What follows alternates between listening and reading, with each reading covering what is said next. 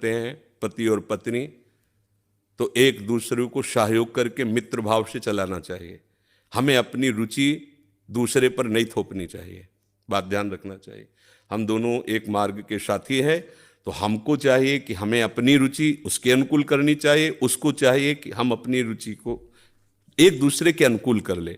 अगर आपकी रुचि नहीं है तो पति को मनाइए और अपनी रुचि में उसको अनुकूल कीजिए। अगर वो अनुकूल नहीं होता तो आप कोशिश कीजिए कि आपकी वृत्ति के कारण कहीं वो व्यभिचार में ना उतर जाए, गंदे मार्ग में न जाए, उसका साथ दो, आप उसकी साथी हो। आपका ब्रह्मचर्य उतना मान नहीं होगा जितना पति की आराधना मान होगी। पति को एक मित्र है, मान लो हम कह रहे हो वो पति परमेश्वर होता है, ऐसा मत मानिए। तो एक मित्र है, हम दोनों मिलकर के संसार मार्ग में चलना, तो हमारी रुचि ही पूरी थोड़ी होती है, दोनों की रुचि मिलनी चाहिए। अगर दोनों रुचि, दोनों ब्रह्मचारी रहो। अगर एक की रुचि नहीं तो दूसरे को सपोर्ट करना चाहिए कि कहीं वो लड़खड़ा के गिर न जाए, उसका मार्ग न भ्रष्ट हो जाए। हम ये देखते हैं कि 4 दिन बाद पति पत्नी ऐसे तलाक, ये क्या है क्या?